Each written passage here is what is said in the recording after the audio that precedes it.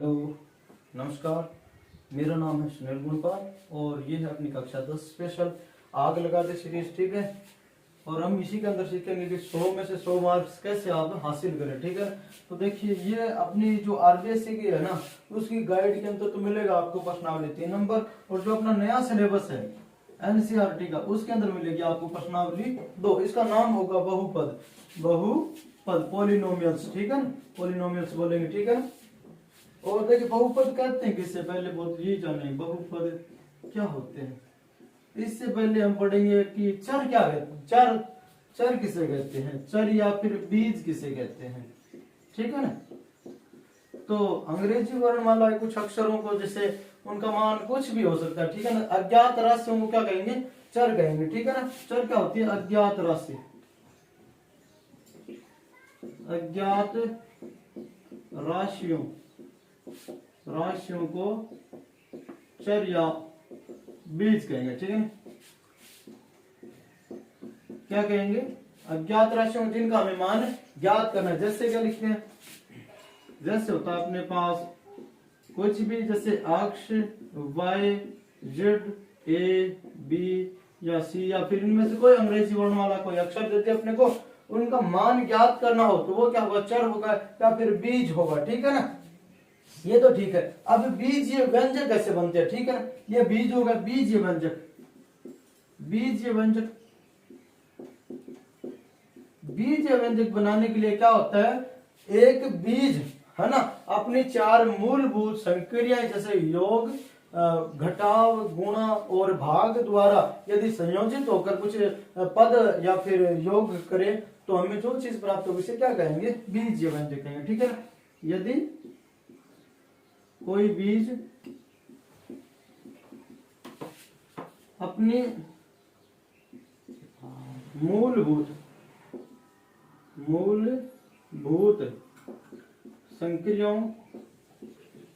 संक्रियाएं कौन सी होगी, अपनी जोड़, बाकी, गुणा और भाग से संयोग कर क्या करे भाई, संयोग यानी जोड़ करके, संयोग करके एक नया पद बनाए, एक नया पद बनाए तो उसे बीजीय व्यंजक कहते हैं, बीजीय व्यंजक कहते हैं। सभी प्यारे विद्यार्थी साथ साथ वो नोट्स बनाते रहेंगे। ठीक है ना, क्या कहलाएगा, बीजीय व्यंजक। बीजीय व्यंजक में एक तो होगा चर, दूसरा होगा कोई अचर जिससे अपनी संख्या क्या होगी, गुणा होगी। देखिए जैसे लिखेंगे, जैसे बीजीय पद कैसे होते हैं, देखिए ए, जैसे मैं कुछ लिख दूं 5 और उसे x से गुणा करूं तो ये क्या है, एक बीजीय व्यंजक है। चाहे मैं से लिख दूं 2x की स्क्वायर तो भी ये क्या है, एक बीजीय व्यंजक है। चाहे मैं लिख दूं 2z तो भी एक बीजीय व्यंजक है। चाहे मैं ऐसे लिख दूं 2y की स्क्वायर प्लस y तो भी ये भी एक क्या है, बीजीय व्यंजक है। ठीक है ना, इस हिसाब से कुछ भी जो एक पद लेने वो क्या कहलाएंगे, बीजीय व्यंजक कहलाएंगे। ठीक है, ठीक है। इन बीजीय व्यंजक जैसे कोई भी अपने पास ऐसे भी लिख देना 2x की स्क्वायर माइनस 2x प्लस 1 तो ये क्या है, अपना एक बीजीय व्यंजक है। देखिए यहाँ अक्ष एक चर है, इसके साथ क्या गुणा हुआ है, यहाँ पे भी गुणा हुआ है, पर यहाँ घट भी रहा है, यहाँ क्या हो रहा है, ऐड। तो एक अपनी मूलभूत 4 संक्रियाओं द्वारा जो भी एक संख्या बने यानी पद बने उन्हें क्या कहेंगे, बीजीय व्यंजक, जिसमें क्या है अपना बीज भी आए, इन्हें ही बहुपद कहते हैं। ठीक है, इन बीजीय व्यंजकों को क्या कहते हैं, इन बीजीय व्यंजकों को बहुपद कहते हैं।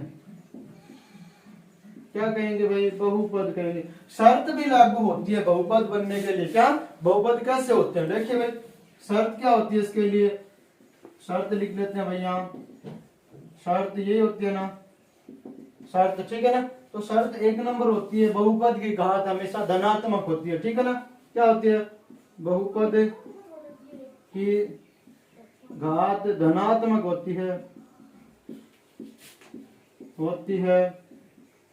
बहुपद के पद निश्चित होते हैं। क्या होते हैं भाई, बहुपद के पद निश्चित होते हैं। पद सीमित या फिर निश्चित, हमें पता होते हैं कि इस श्रेणी के अंदर कितने पद है, इस बहुपद के अंदर पद कितने हैं। बहुपद के पद निश्चित होते हैं, यानी सीमित क्या होते हैं, सीमित पद होते हैं, निश्चित पद होते हैं, ठीक है ना, पद होते हैं। और इनका गुणांक एक वास्तविक संख्या होती है, ठीक है ना। और बहुपद का गुणांक एक वास्तविक संख्या होती है, ठीक है। इस प्रकार से हम ये शर्तें भी लागू करेंगे, ठीक है ना, और बता देंगे इस प्रकार के कोई भी चार बहुपद होते हैं। ऐसे हम इसे ऐसे भी लिख देंगे, जब बहुपद लिखेंगे तो एफ अक्स इक्वल लिखेंगे से अक्स स्क्वायर प्लस 2, या फिर यदि यहाँ चर अक्स था तो ऐसे लिख दिया अक्स, यदि वाई चर हो तो वाई लिख देंगे, फंक्शन के लिए आएगा, ठीक है। एफ फंक्शन को डिनोट करता है, फंक्शन यहाँ बहुपद के लिए प्रयोग किया जाता है अपने लिए, या फिर पी लिख सकते हैं, पी एक्स लिख सकते हैं आप चाहे तो, चाहे आप एफ एक्स लिख दे, ठीक है, कोई तकलीफ नहीं। वाई का लिखेंगे तो लिखेंगे क्या, जैसे मैं लिख दूं वाई स्क्वायर माइनस 4, ठीक है ना। ऐसा कोई पद क्या कहलाएगा अपना, ये चर होगा वाई और ये वाई चर के रूप में आ गया बहुपद, ठीक है। कुछ खास बातें आपको जो ध्यान रखनी, बहुपद की घात धनात्मक क्या होनी चाहिए, पूर्णांक। आप ऐसे नहीं लिख सकते, ठीक है ना। एक अब मैं आपको दे दूं बीजीय, ठीक है, कोई बीजीय पद दे रहा हूं, ठीक है, जैसे लिख दिया 1/x का स्क्वायर, ठीक है। क्या लिख दिया मैंने, 1/x, यदि ये ऊपर जाएगा तो लिखेंगे ऐसे, देखिए x की पावर -2, ठीक है। तो आपको पूछ ले ये एक बहुपद है या फिर नहीं है, ठीक है। तो क्या कहेंगे भाई, यहाँ क्या पावर है, नेगेटिव है, आप बता देंगे बहुपद नहीं है। क्या नहीं है, बहुपद नहीं है। कोई दूसरा आपको दे दे, कोई फंक्शन लिख रहा हूं मैं, ठीक है ना, यदि आपको लिख दे √x, ठीक है, +2 लिख दे, ठीक है ना, √x +2, चाहे इसके साथ में ऐसा भी लिख के दे देना आपको, ऐसे भी 2x² +√x, ठीक है। तो भी क्या, यहाँ देखिए पावर यानी घातांक क्या होनी चाहिए, पूर्ण होनी चाहिए, ठीक है ना। तो लिखेंगे कैसे, 2x² √ हटेगा तो आएगा क्या, पावर आधा हो जाएगा +2। तो यहाँ घात क्या, चर की घात पूर्ण संख्या नहीं है, पूर्णांक नहीं है, तो ये बहुपद क्या है, बहुपद नहीं है, ठीक है ना। ऐसी बातों का क्या करेंगे आप खास ख्याल रखेंगे, ठीक है। इसके अलावा गुणांक एक वास्तविक संख्या होनी चाहिए, ठीक है ना, गुणांक होना चाहिए अपना वास्तविक, ठीक है। एक यदि मैं फंक्शन ऑफ y ले लूं, ठीक है, यहाँ बहुपद क्या है, चर क्या है यहाँ पे y, और आपको ऐसा लिखा मिल जाए 1/3y² प्लस y प्लस 3 मिल जाए, ठीक है। तो आपसे पूछ ले बताइए ये एक बहुपद है या फिर नहीं, तो क्या करेंगे, जब ये ऊपर पक्षांतरित होंगे तो घात क्या होगी अपने पास, नेगेटिव हो जाएंगे, यानी पक्षांतरित नहीं होगा, तो लिखेंगे यहाँ घातांक पूर्ण नहीं है, ठीक है, यानी क्या है यहाँ पर पूर्णांक नहीं होगी, ठीक है। तो लिखेंगे अपन अतः यह एक धनात्मक पूर्णांक नहीं होगा, इसलिए क्या होगा भाई, इसलिए यह एक बहुपद नहीं होगा, ठीक है ना। तो लिख देंगे ऐसे भी कोई भी बहुपद नहीं होंगे, ठीक है। बहुपद के प्रकार, ठीक है ना, कितने टाइप्स ऑफ पॉलिनोमियल्स, ठीक है। तो अंग्रेजी थोड़ी बहुत हमें भी आती है, इसलिए लिखेंगे क्या, टाइप्स ऑफ पॉलिनोमियल, प्रकार। देखिए पदों के आधार पर हम अलग अलग बताते हैं, ठीक है ना। यहाँ लिख रहा हूं मैं घात के आधार पर, घात के यानी पावर के आधार पर, बेस्ड ऑन पावर, ठीक है। यहाँ क्या होगा, बेस्ड ऑन स्टेप। 1 नंबर, यदि बहुपद में पद कितने हैं, पद की संख्या या फिर पद की संख्या 1 हो, यानी एक हो, तो ऐसे बहुपद को एक पद ही कहेंगे। कैसे? बहुपद को एक पद ही कहेंगे, कहते हैं। क्या कहते हैं? एक पदी कहेंगे, ठीक है ना। यदि जिसमें एक कोई भी अपना बहुपद हो, जैसे एक ही पद हो, जैसे देखते हैं भाई यहाँ लिख रहा हूँ, ठीक है ना, 2x², इसमें एक ही पद है, ठीक है ना, तो लिख दो y², या लिख दूं मैं क्या अपना 2y लिख दूं। तो यहाँ क्या चर कितने हैं अपने पास? एक ही पद। पद कितने हैं? एक। इसके अंदर कुछ भी जुड़ नहीं रहा है, घट भी ना रहा है, तो क्या कहेंगे इसे? एक पदी। अब द्विपद, यदि पदों की संख्या 2 हो तो ऐसे बहुपद क्या कहलाएंगे? द्विपद। ऐसे बहुपद को द्विपदी बहुपद कहेंगे। क्या कहेंगे?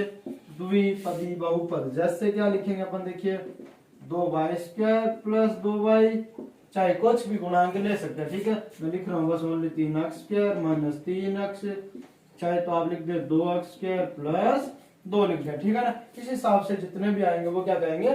द्विपदी, ठीक है ना। अब अपने पास लिखेंगे यदि पदों की संख्या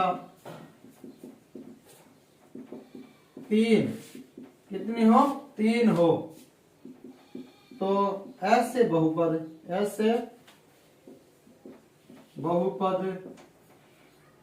त्रिपदी बहुपद कहलाएंगे। क्या कहलाएंगे? त्रिपदी बहुपद कहलाएंगे, त्रिपदी कहलाएंगे बस, ठीक है ना। त्रिपदी लिख देंगे। यदि 4 पद होंगे उसे चतुर्पदी बोल देंगे, ठीक है ना। अब अपन लिखेंगे यहाँ पर घात के आधार पर, पावर के आधार पर, तो लिखेंगे यदि बहुपद की घात 1 हो तो उसे रैखिक यानी सीधी लाइन के रूप में, ठीक है ना, रैखिक या एक सीधी रेखा होती है, ऐसे रैखिक बहुपद कहेंगे, बहुपद कहते हैं। जैसे 2y प्लस 3, इसकी पावर 1 है। पावर क्या होनी चाहिए? अधिकतम 1 होनी चाहिए, जो भी चर दिया है अपने पास, ठीक है ना, उसकी पावर क्या हो? 1। इस हिसाब से कोई भी दे दे आपको, वो होंगे क्या? रैखिक बहुपद, ठीक है। अब लिखेंगे यदि बहुपद की क्या लिखेंगे? बहुपद की घात 2 हो तो ऐसे बहुपद द्विघात बहुपद कहलाते हैं। क्या कहलाते हैं? द्विघात बहुपद कहलाते हैं। क्या कहलाएंगे भाई? द्विघात बहुपद कहलाएंगे। जैसे क्या लिखेंगे? घात कितनी? अधिकतम पावर होनी चाहिए 2, तो लिख सकते हैं ऐसे 2x² माइनस 2x प्लस 1। अधिकतम पावर यानी 2 होनी चाहिए, ठीक है। अपना कोई दूसरा बहुपद लेते, कोमा है, ठीक है ना, 3y² माइनस 7y प्लस लिख देते हैं 4, या फिर कुछ इसी आधार का अधिकतम घात चर की क्या होनी चाहिए? 2 होनी चाहिए, ठीक है ना। तो ऐसे बहुपद को क्या बोलेंगे? द्विघात बहुपद। 3 नंबर त्रिघात बहुपद। पावर कितनी होनी चाहिए बहुपद की? घात 3 हो। ऐसे बहुपद क्या कहलाएंगे भाई? त्रिघात बहुपद कहलाएंगे। जैसे लिख सकते हैं, जैसे 3x³ प्लस 3y² चर एक ही ले रहे हैं, ठीक है ना, प्लस 2x प्लस 1, या फिर कुछ भी लिख देते हैं अगला 4z³ माइनस 7z² प्लस लिख देते हैं 2z प्लस 9। ऐसे कोई भी बहुपद आपको मिले उन्हें बता दें क्या ये एक त्रिघात बहुपद है। यदि घात 4 हो तो चतुर्घात। एक होता है शून्य बहुपद। क्या होता है? शून्य बहुपद, यानी बहुपद के सभी जो पद दिए हुए हों उनके गुणांक यदि शून्य हो तो उन्हें बोलेंगे क्या अपन? शून्य बहुपद। शून्य बहुपद होता है क्या? यानी बहुपद के पदों के गुणांक शून्य बहुपद, बहुपद के पदों के सभी पदों के गुणांक क्या हो, शून्य हो, तो उसे बोलेंगे शून्य बहुपद। ठीक है, यानी अपने पास कोई बहुपद दिया हुआ हो और यदि हम उसके इक्वल यानी समान 0 रख दे तो उसे जब सरल करेंगे तो हमें जो चीज आएगी प्राप्त होगा उसे क्या बोलेंगे, बहुपद के शून्यांक कह देंगे। ठीक है ना, यानी किसी भी चर के सम्मुख यदि अक्षर है, यदि बहुपद अपन 0 रख के उसे सरल करें तो वो उसे क्या कहेंगे, बहुपद के शून्यांक कहेंगे। ठीक है, द्विघात बहुपद के शून्यांकों में पूर्णांकों में संबंध। ठीक है ना, इंपोर्टेंट चीजें जितनी भी वो आपको लिखवा दूंगा, साथ साथ में आप नोट्स कर बनाते रहिए। ठीक है, बहुपद द्विघात यानी पावर कितनी होगी, 2, तो f(x) लेते हैं। ठीक है, कोई भी बहुपद यानी यहाँ गुणांक a है, ये अपना कोई मानक द्विघात बहुपद है। ठीक है, इसे बोलेंगे क्या, मानक द्विघात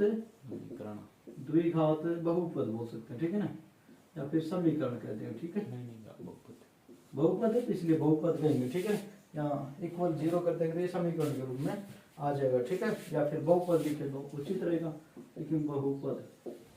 ठीक है, अब इनके गुणांक और शून्यांक कैसे ज्ञात करें। ठीक है, हमें क्या करना है, देखिए भाई, शून्यांकों का योग कैसे ज्ञात करें। शून्यांक क्या है, द्विघात बहुपद के हमेशा शून्यांक होते हैं 2। ठीक है ना, शून्यांक होते हैं द्विघात बहुपद के शून्यक 2 होते हैं, 2। ठीक है ना, कितने होते हैं भाई, 2 होते हैं। ठीक है, अब देखिए लिखेंगे यहाँ, देखिए यहाँ शून्यांक क्या होंगे इसके, शून्यांक यदि 2 है तो अपन पहले को अल्फा बोलेंगे, दूसरे को क्या बोलेंगे, बीटा बोल देंगे। ठीक है, अब क्या करें, हम शून्यांकों का योग कर रहे हैं। ठीक है, शून्यांकों पूछ ले, बताइए शून्यांकों का योग बताए। एक आपको बहुपद दे दे द्विघात, पूछ ले शून्यांकों का योग, यानी योग होता है जोड़ अल्फा प्लस बीटा। कैसे ज्ञात करेंगे, लिखिए क्या, -b/a। क्या लिखेंगे, -b/a, यानी होता क्या है, माइनस अक्ष का गुणांक कैसे लिखते हैं, माइनस अक्ष का गुणांक बट्टा लिखते हैं x² का गुणांक। क्या लिखते हैं अपन, लिखते हैं माइनस अक्ष, यदि यहाँ माइनस होता तो यहाँ भी प्लस हो जाता। ठीक है ना, माइनस माइनस प्लस हो जाते हैं। ठीक है, पर अपने को क्या लिखना है, अक्ष का गुणांक पर साथ में माइनस रखना है, बट्टे लिखते हैं a, यानी होता है x² का गुणांक। यदि अपने पूछ ले शून्यांकों का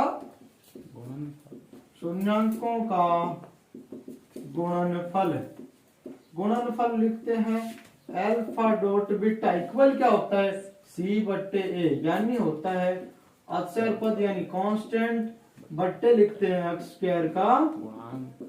ठीक है ना, लिखेंगे क्या, x² का गुणांक। इस आधार पर क्या कर लेंगे आप, बहुपद के शून्यांक ज्ञात, शून्यांकों का योगफल और गुणनफल ज्ञात कर लेंगे। और जब संबंध सिद्ध करना हो तो अपने को क्या काम में लेना है, बहुपद के लिए गुणनखंड विधि काम में ले लिया, ताकि उससे हम क्या कर ले, शून्यांक ज्ञात कर ले। ठीक है ना, पहला क्वेश्चन है अपना 3.1 का प्रश्नावली का, शून्यांकों तथा गुणांकों के संबंध की सत्यता की जांच करें। कैसे करें, देखिए ये अपना क्वेश्चन 4x² + 8x। अपने को यहाँ क्या है, कुछ संख्या कॉमन आ रही है क्या, 4x यदि यहाँ से कॉमन ले ले, यानी तो अपने के पास यहाँ बचेगा शेष x, यहाँ बचेगा क्या 2। ठीक है ना, क्या शेष रहा 4x x + 2। ये अपना एक बहुपद है, क्या है, बहुपद। तो अपने को इसे क्या लिखना है, f(x) लिख देंगे। ठीक है, क्या लिख देंगे, f(x).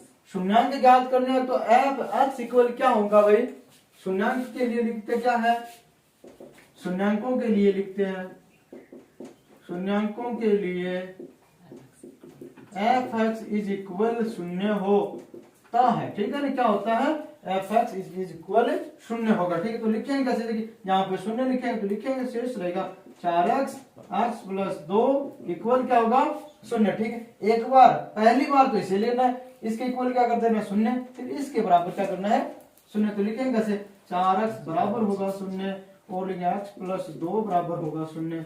यहाँ अपने x का मान चाहिए तो लिखेंगे कैसे 0, यहाँ भाग में चला जाएगा 4, तो x का मान आएगा 0। क्या है भाई, x का मान 0। यहाँ देखिए पक्षांतरण करेंगे तो आएगा मान 2। ठीक है, अपने पास दोनों चरों के मान आ गए। ठीक है, अब क्या करें, संबंध की सत्यता की जांच के लिए क्या लिखेंगे, संबंध के गुणांकों व शून्यांकों के मध्य संबंध की सत्यता के लिए क्या करेंगे, जांच करेंगे। लिखेंगे कैसे, देखिए भाई सत्यता के लिए। कैसे? सत्यता के लिए। बताइए कि अपने शून्यंक सही है या फिर नहीं। तो लिखते हैं कैसे, योग करेंगे, ठीक है ना, शून्यंकों का योग। शून्यंकों को क्या लिखेंगे भाई? शून्यंकों का योग। योग कैसे लिखते हैं? अल्फा प्लस बीटा, है ना, अल्फा प्लस बीटा होता है। लिखते कैसे? माइनस बी बट्टे ए लिखते हैं, माइनस बी बट्टे ए। तो देखिए भाई अपने पास बहुपद क्या है? माइनस बी अक्ष का गुणांक होता है, तो माइनस क्या है? यहाँ आएगा 8 बट्टे ए है यहाँ 4, अक्ष स्क्वायर का गुणांक 4, ठीक है। तो भाग देंगे, अपने पास आएगा माइनस के 2, ठीक है। आया क्या अपने पास? माइनस के 2। अब अपने को क्या इनका योग करके देखना है, यानी दोनों का योग करेंगे। Alpha plus beta 0 plus minus के 2, यानी हल क्या आएगा अपना? माइनस का 2। तो दोनों के योग समान है। क्या है? योग समान। अब क्या करेंगे? इनके गुणांक यानी गुणनफल चेक करेंगे। गुणनफल क्या लिखेंगे? शून्यंकों का गुणनफल। क्या लिखेंगे भाई? शून्यंकों का गुणनफल। कैसे होता है भाई? अल्फा डॉट बीटा, यानी सी बट्टे क्या लिखते हैं? ए। यहाँ सी है ही नहीं, कांस्टेंट है ही नहीं, यानी वो क्या है? शून्य। जो पद दिया ही ना हो उसका मान क्या लिखते हैं अपने? शून्य लिखेंगे शून्य बट्टे। देखिए यहाँ ए का गुणांक, अक्ष स्क्वायर का गुणांक ए होता है, यहाँ 4 है। यदि हम शून्य के अंदर 4 का भाग दें तो अपने पास आएगा क्या? शून्य ही आएगा, ठीक है। अब क्या करेंगे? यहाँ से ये जो अपने पास शून्यंक आए हैं इन्हें गुणा करेंगे। लिखेंगे कैसे? अल्फा डॉट बीटा इक्वल होगा 0 गुणा माइनस का 2। यदि शून्य किसी भी संख्या के साथ गुणा हो जाए तो वह अपना मान, जो भी मान होगा उसे शून्य कर देता है, ठीक है ना। तो देखिए भाई गुणांकों का मान भी समान है ना, गुणांक का गुणनफल है ना, शून्यंकों का गुणनफल वो भी समान और इनका योगफल भी समान। तो बता देंगे कि संबंध गुणांकों तथा शून्यंकों के मध्य संबंध सत्य सिद्ध होता है। ये तो हम याद करते हैं गुणांकों से बहुपद के, ये अपना सीधा शून्यंक, ठीक है ना। लिखें क्या? अतः गुणांकों तथा शून्यंकों के मध्य संबंध सत्य सिद्ध होता है। क्या होता है भाई? सत्य सिद्ध होता है, ठीक है। f(x) इज इक्वल है 4x² माइनस 4x प्लस 1। यहाँ चर क्या है? अक्ष है, तो इसीलिए यहाँ बहुपद के लिए चर अक्ष काम में लिया है। बताना है कि संबंध की सत्यता की जांच कर। गुणांक क्या होता है? जो भी चर का गुणा में हो, ठीक है, उसे गुणांक कहेंगे। लिखेंगे कैसे भाई? शून्यंक याद करेंगे, ठीक है ना। तो लिखेंगे f(x) शून्यंक गुणनखंड विधि से करते हैं, तो अपने को क्या है? अक्ष का गुणा चाहिए। क्या है? अक्ष के गुणा में माइनस के हैं 4, अक्ष का गुणांक क्या है? अक्ष का गुणांक माइनस के 4। इसके दो ऐसे टुकड़े करें कि इनके दोनों के क्या है? समान, इनके गुणा के समान है, ठीक है। देखिए भाई अक्ष स्क्वायर का गुणांक गुणा अचर पद, क्या लिखते हैं? अक्ष स्क्वायर का गुणांक गुणा अचर पद। अक्ष स्क्वायर गुणांक क्या है? 4 गुणा 1, यानी क्या है अपने पास? 4। तो अक्ष के गुणांक है ना, अक्ष का गुणांक कितना है? माइनस का 4। इसके दो ऐसे टुकड़े करें कि उन्हें गुणा करें तो क्या है अपने पास? 4 आ जाए, ठीक है। अपने को अक्ष का गुणांक है उसका क्या करना है? लिखेंगे 2 गुणा माइनस के 2। देखिए माइनस से माइनस क्या हो जाएगा? प्लस हो जाएगा। 2 को 2 से गुणा करेंगे आएंगे क्या अपने पास? 4 आ जाएंगे, ठीक है। ये अपने को रखना है। यदि मान समान आता है, अक्ष स्क्वायर का गुणांक गुणा अचर पद के बराबर आ जाए हल, तो क्या कहेंगे? ये सही है। तो लिखेंगे कैसे? देखिए लिखेंगे 4x² माइनस 2x प्लस 1, ठीक है, लिख दिया। अब क्या करेंगे? f(x) यहां से क्या करेंगे? 2 कॉमन ले लेंगे, साथ में आएगा अक्ष भी, ठीक है। तो 2x का भाग देंगे तो अपने पास यहाँ बचेगा 2x माइनस यहाँ 1 रहा। यहाँ देखिए ये संख्या और ये संख्या समान होनी चाहिए, तो यहाँ से 1 कॉमन लेंगे, क्या? माइनस का 1, ठीक है ना। तो जहां माइनस होगा वहां क्या होगा? प्लस। जहां प्लस था वहां क्या हो गया? माइनस, ठीक है। तो गुणांक लिखेंगे क्या? देखिए भाई 2x माइनस 1 जो कॉमन लिए वो लिखेंगे, फिर जो शेष रहा है अपने पास उसे लिख देंगे, ठीक है। शून्यंकों के लिए क्या लिखते हैं? f(x) इक्वल क्या होगा? 0। f(x) इक्वल 0 हो तब क्या लिखेंगे? देखिए भाई 2x माइनस 1 गुणा है 2x माइनस 1, गुणांक है, देखिए गुणा के अंदर है यानी वो गुणनखंड है, इसका भाग जाएगा पूरा इस संख्या के अंदर, ठीक है ना। लिखेंगे कैसे, देखिए एक फर्स्ट टाइम इसके बराबर शून्य, सेकंड टाइम इसके बराबर शून्य, लिखेंगे 2x माइनस 1 बराबर शून्य, तो x इक्वल होगा किसके 1/2, ठीक है। यहीं से क्या आएगा, देखिए 2x इक्वल होगा 1, x इक्वल होगा 1/2, ठीक है ना। 2 का क्या कर देंगे अगले पक्ष में भाग दे देंगे, ठीक है ना। 2 का क्या करेंगे भाग दे देंगे। अब क्या करना है अपने को, संबंध की जांच करनी है। क्या करनी है भाई, जांच करके बताएं कि संबंध सत्य सिद्ध है या फिर नहीं। कैसे करें जांच, देखिए सत्यता की जांच, सत्यता के लिए लिखेंगे ये दो अपने शून्यांक है अल्फा और इसे बोल देंगे बीटा, ठीक है ना। दोनों समान है, लिखेंगे भाई शून्याङ्कों का योगफल ज्ञात करेंगे, शून्याङ्कों का योग अल्फा प्लस बीटा। यहाँ देखिए 1/2 लिखेंगे 1/2 प्लस 1/2 यानी टोटल ऐड करेंगे तो क्या हो जाएगा 1, क्योंकि आधा और आधा मिलकर क्या होता है अपने पास कंप्लीट 1 का निर्माण करते हैं। अब योग अल्फा प्लस बीटा कैसे लिखते हैं, माइनस बी बट्टे ए लिखते हैं। कैसे लिखते हैं, माइनस बी बट्टे ए। कैसा होगा, देखिए माइनस, ध्यान देखिए माइनस भी है, यहाँ पे भी गुणा क्या है माइनस के 4, लिखेंगे क्या माइनस और माइनस के 4 बट्टे ए का गुणांक ये है भाई, एक्स स्क्वायर के गुणांक को क्या कहते हैं ए, ठीक है ना। तो लिखेंगे 4, यहाँ आएगा माइनस को माइनस से जब भी गुणा करेंगे तो आएगा क्या प्लस, तो लिखेंगे कैसे 4/4 यानी आया अपने आंसर 1। आंसर क्या है अपने पास 1 हो जाएगा, ठीक है ना। आप क्या करेंगे इनका गुणनफल, गुणनफल कैसे लिखेंगे भाई 1/2, दोनों गुणा करना, ठीक है अल्फा डॉट बीटा, दोनों शून्याङ्क देखिए 1/2, ठीक है। लिखिए 1/2 इंटू 1/2 यानी लिखिए 1/4, ठीक है। 1/4 क्या लिख देंगे 4, ठीक है। अब देखिए भाई सूत्र के हिसाब से लिखते कैसे, अचर पद बट्टे अक्ष, गुणनफल ज्ञात करते हैं ना यदि गुणांकों की सहायता से, ठीक है। तो लिखते क्या है सी बट्टे ए, देखिए सी को कांस्टेंट बोलते हैं, अचर बोलते हैं। अचर वो ऐसे क्या होते हैं जिसके साथ कोई चर ना गुणा हो यानी कोई बीज गुणा ना हो। लिखें क्या 1/, यहाँ देखिए एक्स स्क्वायर का गुणांक क्या है 4, ये लिख दिया 4। तो बताइए भाई हल समान है या फिर नहीं, तो लिख दें क्या, अतः गुणांकों व शून्याङ्कों के मध्य संबंध सत्य सिद्ध होता है। क्या होता है भाई, सत्य सिद्ध होता है, ठीक है। इस क्वेश्चन को क्या करेंगे आप हल करेंगे तो ऐसे लिख देंगे, ठीक है ना 6x² प्लस माइनस के लिख देंगे, ठीक है, और ये लिख देंगे प्लस के माइनस के 2, ठीक है ना। इस हिसाब से सोल्व कर लेंगे, क्योंकि 4 3 12 हो गए, वो भी किसके माइनस के, क्योंकि जब इन्हें गुणा करेंगे तो क्या आते हैं अपने पास माइनस के 12, और अपने को अक्ष के 2 टुकड़े करने हैं तो क्या होंगे वो 3 और 4 होंगे, एक प्लस का हो जाएगा दूसरा माइनस का। फिर अपन क्या करेंगे शून्याङ्क और गुणा क्या करेंगे, ये देखिए a का स्क्वायर और b का स्क्वायर लिखेंगे, ठीक है। a का स्क्वायर माइनस b का स्क्वायर लिख के कर सकते हैं, या फिर चाहे तो आप क्या करेंगे ऐसा लिखेंगे, ठीक है ना, यहाँ a का स्क्वायर √15